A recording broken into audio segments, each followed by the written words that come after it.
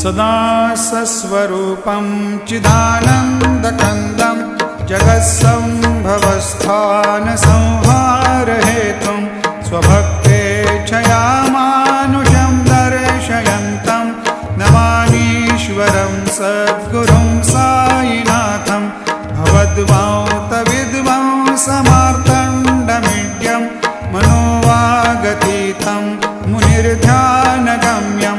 जगद्व्यापकं निर्मलं निर्गुणत्वां नमामीश्वरं सद्गुरुं साईनाथं